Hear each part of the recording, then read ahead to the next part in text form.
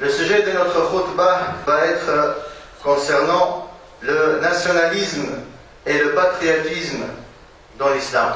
En effet, lorsqu'on discute avec la plupart des musulmans, on s'aperçoit que ce sujet il est très mal compris. Ainsi, certains ont tellement exagéré dans l'amour de leur pays qu'ils ont en fait une religion, une croyance, d'être trop fanatique dans l'amour pour son pays. Et quand tu les mets en garde contre le nationalisme fanatique, ils te disent, mais c'est quoi le problème? Le prophète sallallahu alayhi wa sallam, il aimait sa ville de naissance, la Mecque. Il te ramène aussi un hadith qui est inventé, mawdu', dans lequel se dit Hubbul watan min al-iman. L'amour pour sa patrie fait partie de la foi. Ce hadith, il n'existe nulle part. C'est un mensonge sur le prophète sallallahu alayhi wa sallam.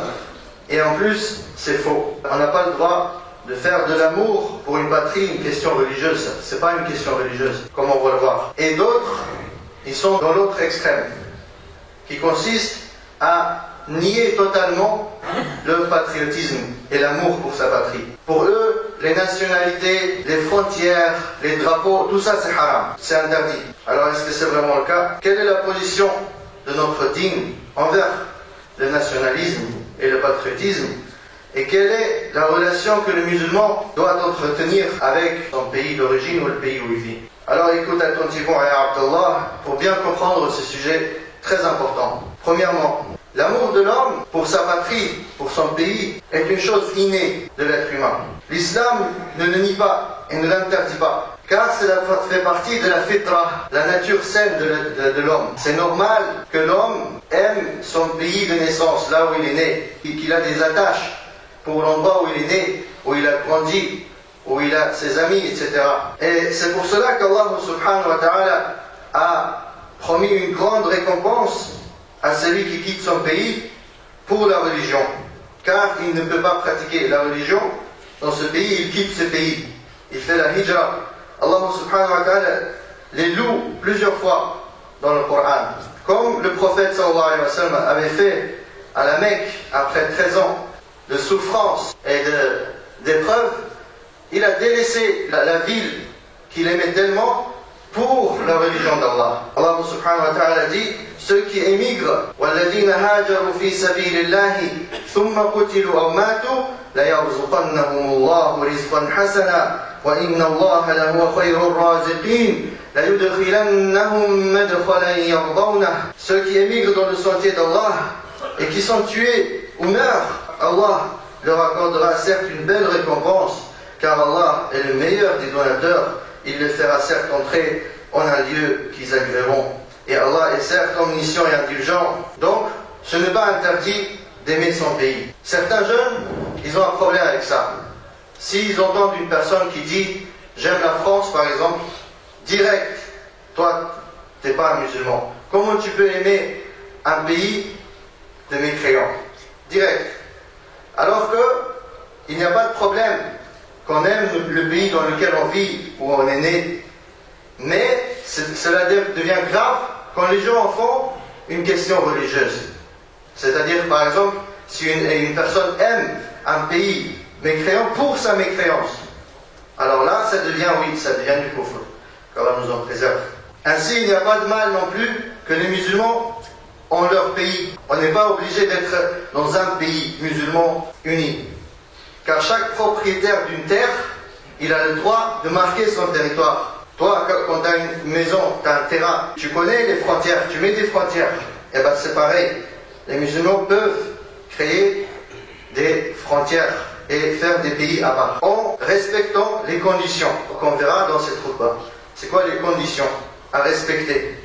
Deuxièmement, l'islam a effacé le nationalisme fanatique et le racisme. L'immigration justement à l'hijra qu'on a cité nous enseigne que notre religion a effacé, a supprimé l'amour exagéré pour un pays dans lequel on ne peut pas pratiquer sa religion et préserver les droits du musulman. Par exemple, si tu vis dans un pays où l'islam il est combattu et tu ne peux pas pratiquer ta religion, où les musulmans sont persécutés, tu dois partir et tu n'as pas le droit de rester sous prétexte que tu es patriote et tu aimes ton pays. Et il n'y a pas de pays privilégié qui est supérieur aux autres, ou une terre, sauf ce que Allah subhanahu wa ta'ala a nommé comme Balad al-Haram, al-Haramayn, wa kadhalik al-Sham. Par conséquent, on n'a pas le droit de mépriser les autres pays.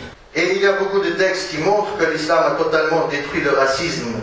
Le racisme qui était tellement profondément ancré chez les gens avant l'islam. Allah subhanahu wa ta'ala dit Inna akramakum 'inda Allahi atqakum. Le plus noble d'entre vous est le plus pieux, celui qui craint le plus Allah subhanahu wa ta'ala. Lorsque Abu Dhar, ce compagnon qui était un arabe, al-Ghifari, se disputait avec Bilal radiyallahu anhu, qui lui était un africain noir, il s'est énervé. Abu Dhar s'est énervé et a lâché cette fameuse parole qu'on entend tous les jours dans notre société. Fils de noir, Yaoud Khal.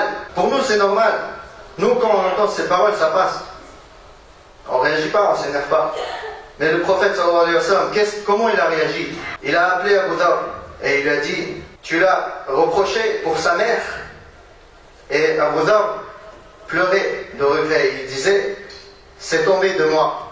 Yani, je me suis énervé, c'est tombé de moi, ya Rasulallah. Et le prophète sallallahu alayhi wa sallam lui quand même dit, tu as certes de la jahiliya en toi, l'ignorance, cette barbarie anti-islamique. Tu as cette jahiliya en toi. C'est là que Abu Dhar est retourné chez Bilal en pleurant et il s'est mis par terre. Il a posé sa tête par terre. Il a demandé à Bilal, mets ton pied sur ma tête. Pardonne-moi. Pour se faire pardonner, il a dit, mets ton pied sur ma tête. Et Bilal, il lui a pardonné. Il a dit, je te pardonne. Hakada kana qawm. Hakada l'islam. Ce n'est pas cette haine que nous voyons aujourd'hui entre les musulmans. On se déteste entre nous pour la couleur de peau, pour le pays de naissance, pour le pays d'habitation. Ceux qui sont du bled n'aiment pas ceux qui sont de France. Ceux qui sont de France n'aiment pas les blédards. Par exemple, pour des partis politiques, pour les mazhab et courants religieux. Tellement de choses qui nous divisent. Ensuite, on se demande pourquoi nos pays sont en retard. Pourquoi on n'a pas la force pour secourir nos frères qui sont en souffrance dans le monde entier. Tandis que les pays développés travaillent pour s'unir justement, parce qu'ils savent que l'union fait la force. Nous on fait que de se diviser davantage. Troisièmement, les musulmans n'ont pas le droit de se désavouer entre eux pour la patrie, par appartenance à un pays. Allah subhanahu wa ta'ala n'a-t-il pas dit Innamal mu'minuna ikhwa? Les croyants ne sont que des frères. Rabi'an, le musulman doit tout faire pour préserver toute terre et pays où la religion d'Allah y est pratiquée, sans distinction. Il n'a pas le droit de dire moi, mon pays, je m'occupe de mon pays et c'est tout. Il est obligé de voir large. Chaque pays musulman, ça doit te concerner, même s'il est de l'autre côté de la planète. En commençant bien sûr par les siens. Bien sûr, tu dois commencer par ton pays. Tu dois t'occuper d'abord de ton pays.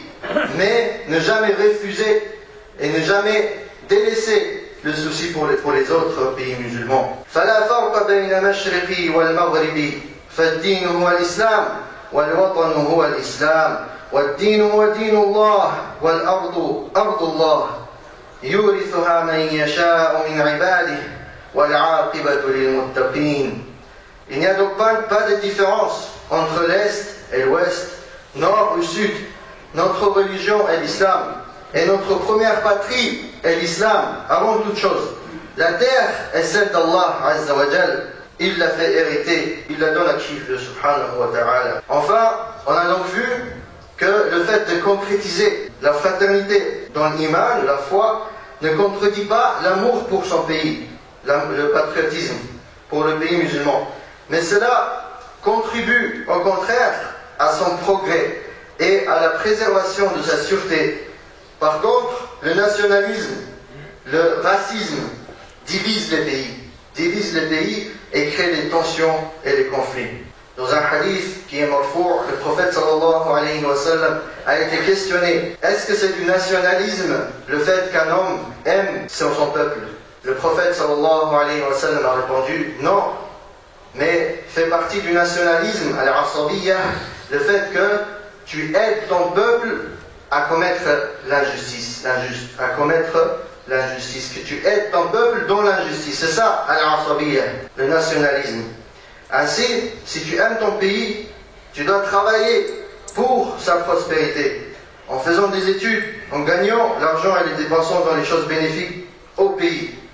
Ce n'est pas qu'en font certains, quand ils sont ici en France, ils crient « mon pays c'est le meilleur ».